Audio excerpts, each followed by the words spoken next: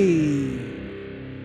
Welcome to episode 2 of Wrestling with Tim. On this episode, we're just going to discuss a couple things. So, I'm recording this a Monday before Raw happens live at 8 p.m. Eastern Time. I've been quite busy, so sorry to whoever's listening to this, I guess. Just want to go through a couple things that have happened. We had the WWE Draft, Friday SmackDown, Monday Raw.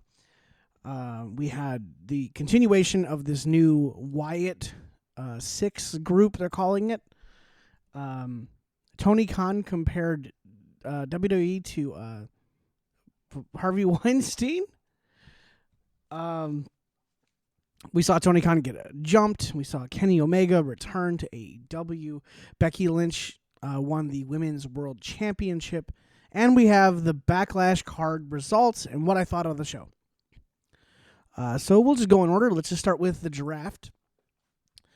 So I thought night one of the draft on SmackDown was kind of a dud. I was really bored.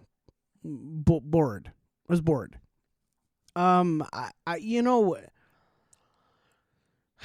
they said the champions were like not, eligible to be drafted, I was like, okay, well that kind of takes out a little bit. But I understand also because if a champion gets drafted, then that means that another champion is going to the other show. And I understand we just got all of our titles kind of situated with the WWE World Heavyweight Championship, or the WWE Champion, the World Heavyweight Champion, the Women's World Champion, the WWE Women's Champion, the WWE Tag Team Champions, the World Heavyweight Champion, the World Tag Team Champions. So I kind of get we kind of just got that all sorted. And unless you're moving all of them, don't move any of them. So I kind of get where they were coming from. And I don't even know what I was really expecting. I didn't expect Roman to get drafted. Because he's not there. I do think if you're gonna pick anybody else to be the number one draft pick, I think Bianca Belair makes a lot of sense. It made so much sense. As far as other wrestlers going sooner, I know it's like it's a joke that Drew McIntyre went so late, but holy crap, Drew has been so good that it is kind of baffling that he went late. I thought on Raw they did a little bit better of a job, but it was like I feel like there weren't enough people that were switching brands. It was like more like I feel like if you're doing a draft, you should not be able to draft anybody on your show, right? Or like drafting them doesn't save them for your brand or something like that. Because it was like, it almost seemed like everyone just protecting our roster and then moving just a couple people, I am interested to see Dominic Mysterio and his father on the same show again, though I don't know how much longer you can really do this. The whole Liv Morgan thing building up to Rhea coming back, where clearly she's been like kind of having her run-ins with Dom. You saw, I believe last week on Raw, she came out of her room. Dominic came out of her room, and I get it, Dominic, but Rhea's gonna kill you both whenever she gets back. And I think that's the point. The revenge tour is not just taking your title. Liv said the other day, it's about taking everything from you and taking Dom from you, taking everything. Bully Ray said on Busted Open he wanted to see her like infiltrate the Judgment Day. And I don't know about that. That's a little weird, especially now where we are with Backlash and the Judgment Day kind of seems like there's a problem. So I don't know about all that, but even if she just took him from Judgment Day and distracted him or, whatever, could be interesting. But overall, I thought the draft was okay, but I wasn't... It wasn't like back in the day when like... Who's going to get drafted? Number one is the WWE champion, John Cena. And you're like, what the hell? What are you going to do? How are, and it was just mind numbing. So there's no big moves like that, but overall it was okay. I get they're just shaking up their rosters very little. Um, so given that, um, let's go to the next topic. The Wyatt Six group, I think they're calling it, is kind of leaked, I guess. I don't know. I take everything with a grain of salt. But so far the people included are Eric Rowan, Nikki Cross, of course Bo Dallas, or hopefully they change his name to Bo Windham or something, or Rotunda. It now includes what's his name? The dude that stares at people. Why am I drawing a blank? Well, anyway, Joe Gacy is another one that's been rumored. And Dexter Loomis, that's his name.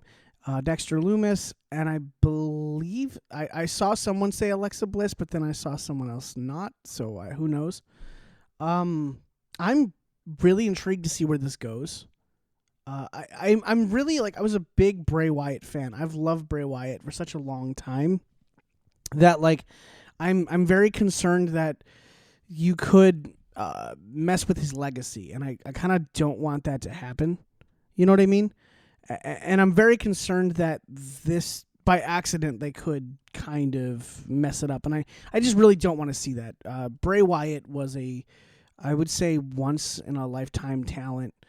He was just so good, so creative, so nuts, in a good way, that it was just chaos sometimes, And I feel like he never really got the push he deserved. He never really got to that level he deserved, and I feel like he did deserve it. Like, that man, who else was thinking of crazy stuff like this, And we've had Randy Orton beat him at WrestleMania twice, once for the World Heavyweight Championship, once as The Fiend, because Alexa Bliss had black goo coming down. It was just so stupid.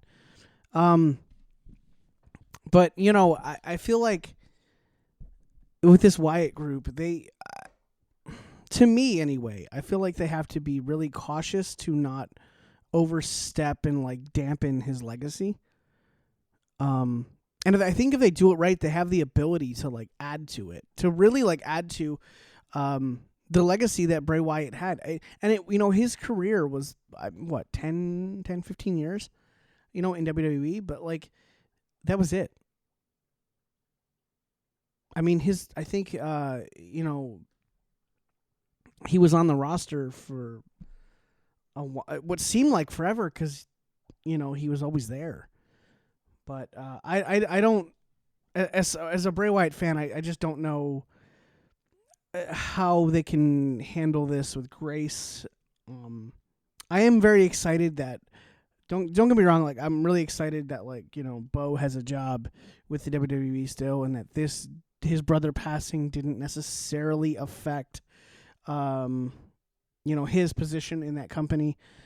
I don't know what we're gonna do, and I'm again very, very intrigued to see how it works. Also, how nuts would it be if Matt Hardy actually did show up? He's been tweeting this stuff, so you can't be that obvious with it.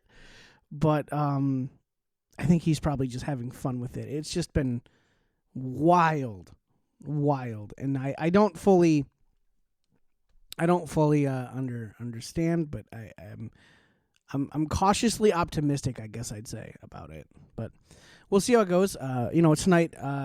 Tonight on Raw, I expect another one. We gotta talk about Raw matches too. They're just a bunch of bangers, it looks like. We'll get that in a minute. I want to speak about Tony Khan comparing the WWE to Harvey Weinstein. Oh boy. I want to just preface by saying I am not a big AEW fan or watcher. I was in the beginning.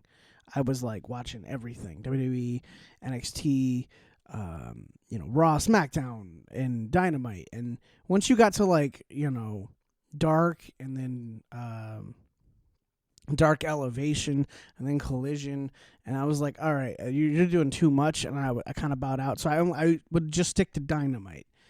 But like, I've fallen off of Dynamite. The matches are cool and crazy, but I feel like if everything's crazy, if everything is, I'm gonna fall off the top rope and land on the floor, like, then it means nothing, and it's like, it almost desensitizes you to it, On jumping forward a little bit, on Backlash, AJ Styles hit a burning hammer on Cody Rhodes, and I about jumped off my couch. I was like, holy crap. Because that's not something you see often. That's crazy. He did take care of him, but like, just the fact that he did it like caught me way off guard.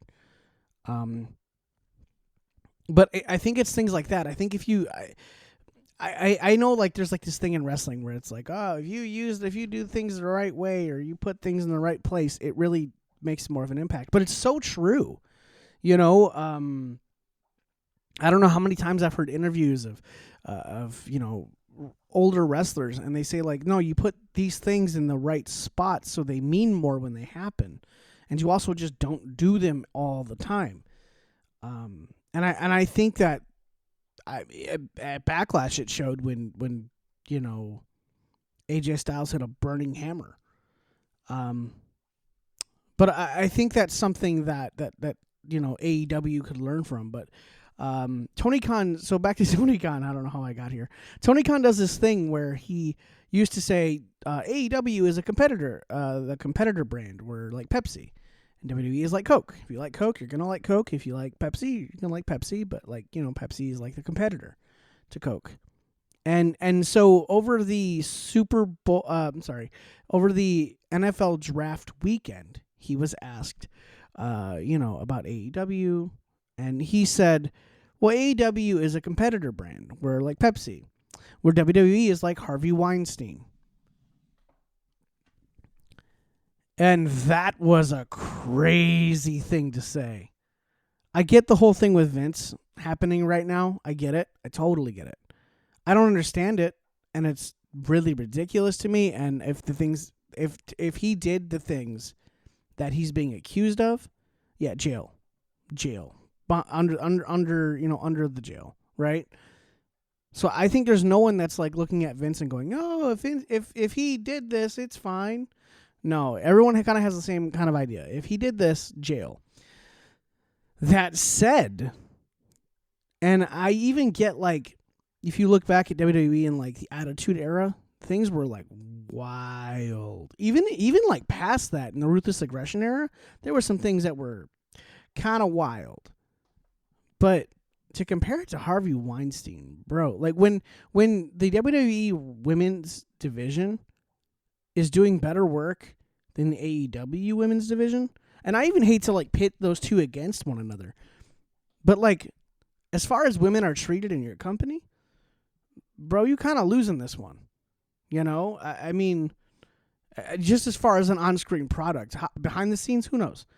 But I don't know. That's just a weird thing to say about your competitor. And I always used to tell myself that like if whatever company is the one throwing shots is the one currently losing the battle. You know what I mean? When TNA would do it, I was like, guys, you're just pointing them to WWE. What? Stop it. They're not throwing shots at you because they don't have to. The one time they did, I think it was Kevin Owens. It was the Raw after WrestleMania, and Kevin Owens was like looking for a job, I think, and Kurt Angle was the GM, and he's like, "Oh, I heard TNA's hiring," and he just like nonchalantly said it. But like, and I feel like again, it's one of those things that means more because you have a company that doesn't do this very often. Versus, AEW, which does it every friggin' weekend, it seems. Every other week it's like, here's a shot, here's a shot, here's a shot. It's like, guys, you're not going to get clout off of chasing these people that aren't going to respond to you. It's like the whole Kendrick Lamar and, well, no, it's not like Kendrick Lamar and Drake. But it's like Nick Cannon, taking shots at Eminem. And Eminem was like, I'm not going to respond to you. You're Nick Cannon. You're not a big deal to me. And in a way, he's right. So WWE just kind of big leagues and just like, okay, Tony, that's cool, whatever. But something else that happened on AEW Dynamite a couple weeks ago, I didn't get a chance to talk about, was Tony Khan was attacked by the Young Bucks. I'm confused. Tony Khan said he was never going to be an on-screen character. So maybe like this was like a one-time thing and they wrote me off, but I feel like there's no, or maybe it's like Tony Khan's wild, and what if we just write him off TV so he like we pretend like he doesn't in kayfabe, like he doesn't run the show or anything. Maybe that's the angle they're going for. I don't really know, but it's just weird. Also, they had the week after they had Kenny Omega come back and just get beat down. That kind of was weird to me because Kenny Omega said he didn't even know he was coming back. He just decided, well, I guess okay, I will. But that man has diverticulitis, bro. Like that's serious. They gotta like shorten your large intestine. That's wild. They just were like, hey, he's coming back, and he was like, I am. Yeah. Oh, okay. I guess I will. That's no big deal. But like, it is kind of a big deal. You didn't tell your talent. If WWE had done this, and WWE has done stuff like this, they get garbage for it. They get all the crap for it. But it's like, there's a certain sect of people, and I think people would say this about me as well, that will just carry water for AEW no matter what they do. And I think people would say that about me with WWE, but that's just not true. There are a lot of things WWE has done that I just did not like. I have this problem. Where I only watch through a couple years there, I only watched because I just had to know what happened next. Because I have like this time investment fallacy in my brain that if I don't watch, then like everything I've done before is wasted. So that's my problem. But yeah, no, that's kind of where my brain goes. All right, so let's get off the Tony Khan train. Let's talk about Becky Lynch being your women's world champion. She won a battle royal with the runner-up being Liv Morgan. And a lot of people, I predicted that Liv Morgan would win that match. I predicted that she would be your new women's world champion because of obviously with the Rhea Ripley thing. But after watching it, I kind of understand it because Liv Morgan needs to win that belt, right, from somebody. And there needs to be a story between now and the time Rhea comes back, right? So if Becky just holds it the whole time, yeah, okay, you could do that. But Liv is the story. Liv is the one that injured her. So I think Liv has to win that title, and then Rhea comes back, right? And so how do you get a story out of it? You give it to Becky Lynch, and you have Becky and Liv keep fighting over it. Maybe Liv is playing dirty. I love that the fans are booing Liv Morgan. And then she literally does that backstage interview, and she's like, I'm just telling you the truth. Like, this is what happened. Why am I the bad guy? And I love it because she's right. Rhea injured her, but you all are all upset at Liv for injuring Rhea. How is that fair? How is Liv the bad guy? Totally love it. It's perfect. We just need to execute it well, and I think Becky Lynch and Liv Morgan can pull it off. Triple H with creative can pull it off. They've been killing it. So I know people were like sick of Becky Lynch. People kind of not okay with it, and I get it. But at the same time, it's like Becky didn't come back here and go, I'm gonna win it because you know what? No, I think she was like, I know she was scheduled that time off. I bet they probably called her and were like, listen, we got a emergency break glass. And I'm sure that's probably what had happened. So that's my take on it anyway. And I guess we can talk about Backlash. So Backlash opens with Kevin Owens and Randy Orton in the craziest crowd ever against Solo Sikoa and Tama Tonga. I play this game with some friends of mine where I write all the matches and we get everybody's predictions and we see who gets the most right.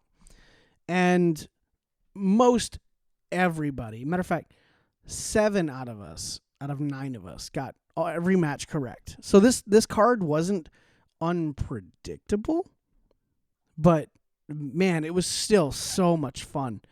Going in order, Kevin Owens and Randy Orton versus Solo Sikoa, Tama Tonga. They immediately just start brawling and brawling and brawling and brawling to the point where Nick Aldis comes out and he's like, all right, fine, anything goes. And this match was chaos, but I loved it. I'll call it the best match on the show. It was just the best. Kevin Owens, Randy Orton, Solo, just pros. So it was, of course, Tama Tonga has been wrestling forever. So, and I think the newest of all of these guys is Solo, but he can carry his weight. It was great. I did laugh when Randy Orton couldn't find Tama Tonga. He's like, where'd he go? And he's like walking around the arena. That was pretty funny. Solo and Tama just beating the hell out of Kevin Owens. So this match, they go back and forth. They're fighting in the crowd. They fight all the way around the arena. Finally get back in the ring. And I'm trying to remember who hit who with what.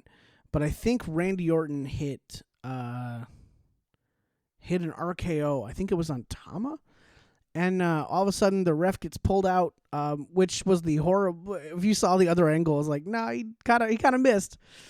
But Tonga Loa showed up, and that was crazy.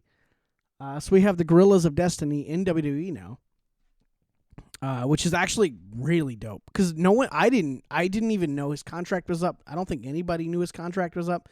That was a real surprise. I think people were expecting Jacob Fatu, because we've all heard the rumors he's been signed by WrestleMania weekend. He was signed.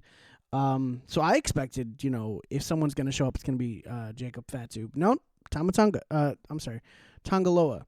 So such a cool swerve. Wish he would have pulled the ref's foot for real though. But it was kind of cool. The look on Paul Heyman's face is selling this whole thing like, help me, please, for the love of God. Love of God. When they walked past Jey Uso, and Jey Uso was just staring like what the? And then you see Paul Heyman walk by, and he's just like, please help me. It was just the best. I was laughing so hard. Paul Heyman, in a weird way, is doing the best work of his life just by these facial expressions is just the best. I believe the next match up was Bayley, Tiffany Stratton, and Naomi.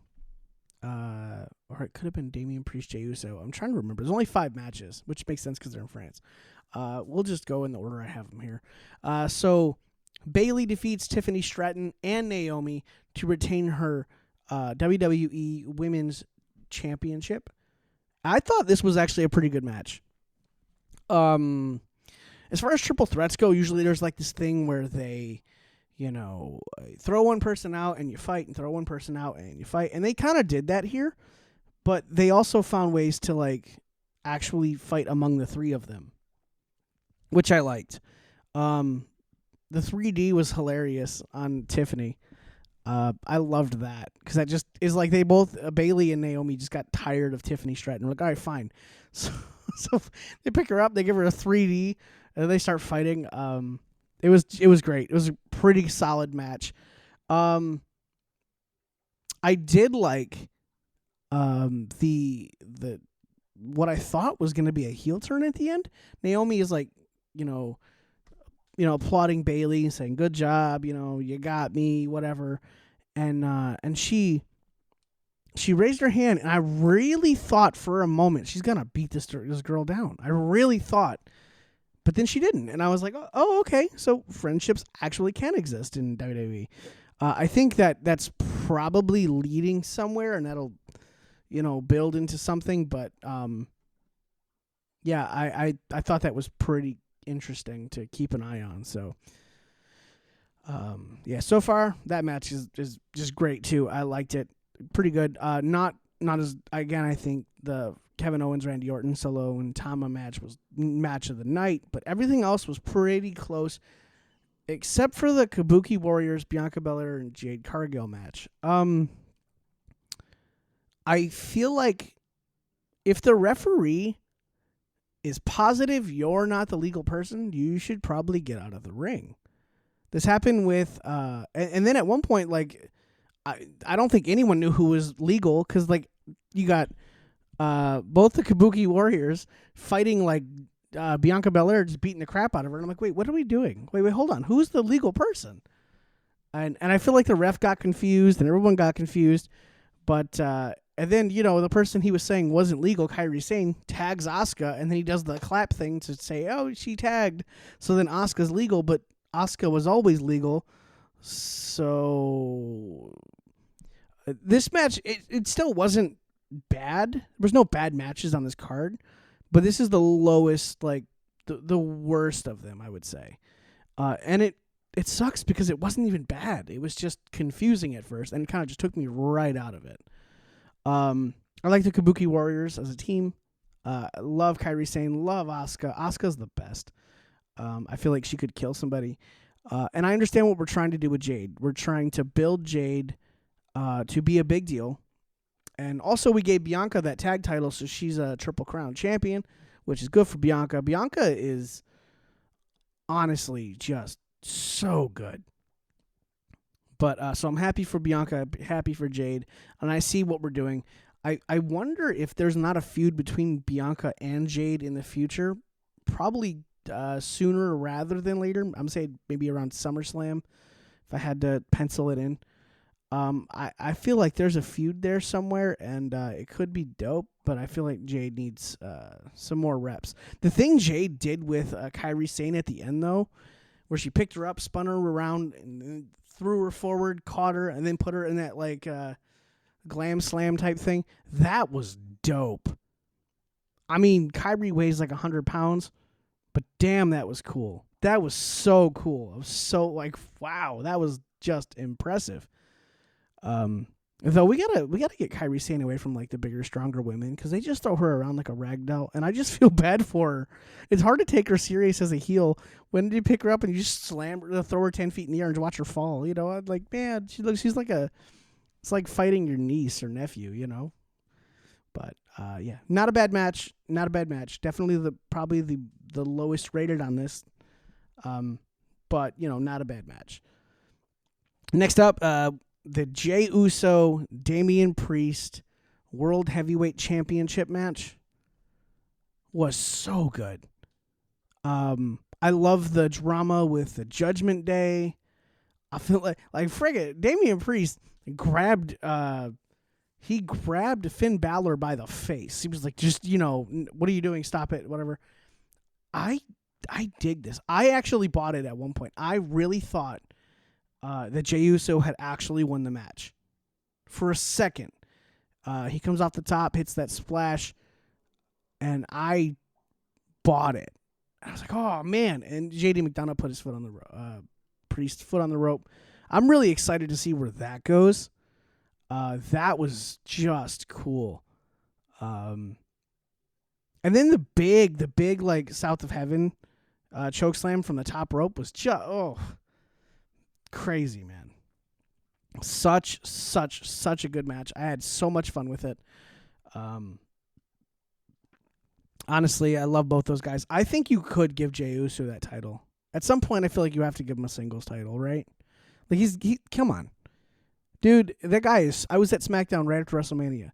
That dude is so over. His reaction, the crowd response to him, he could say nothing, dude. He's just got, like, this inherent charisma. He's, like... He's just such a complete, like, wrestler. It's crazy how good he is.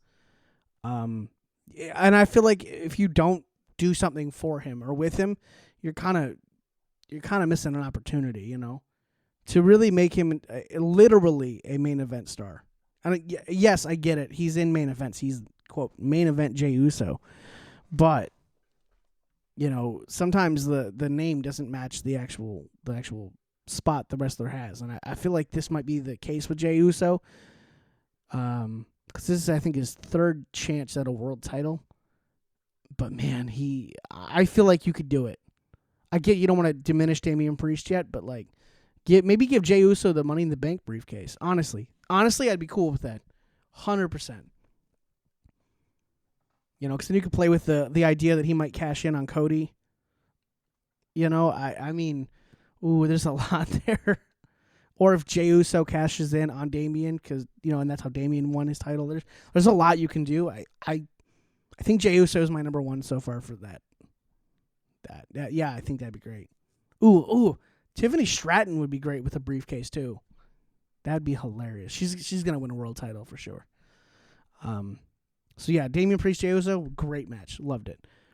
And then the main event, of course, of the night was Cody Rhodes defending his WWE Heavyweight Championship against AJ Styles. I was so excited for this match. AJ, Cody, never happened before anywhere. Both have been to Japan. Both have been members of the Bullet Club. Both have so much history outside of WWE as well as inside. I would not be surprised if Cody suggested working with AJ. And that's like kind of shaped like his whole like past couple months being a heel. Man, what a cool match. So cool. And I think what added to all these matches was that crowd was nuts. Leon, I think it was, not Lion. It looks like it spells Lion. I'm from Detroit. We have a goalie named Lion, Lyon. So forgive me if I say Lion, but I think it was Lyon, France. Dude, that crowd was insane. Insane. And it just added to all these matches, all these moments where things went crazy. It's just so cool.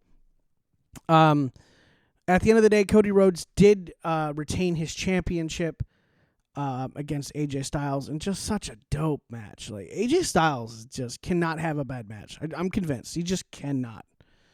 And Cody Rhodes, I think, I have a friend who's like turning on him. He's like, I don't really buy him anymore. And I'm like, yeah, I get that. But like, because he's just, you know, what they would call white meat babyface. Like, he's just the I'm the good guy thing, and there's no grit. But I'm like, look, man, he's a good dude, a good guy that has such depth.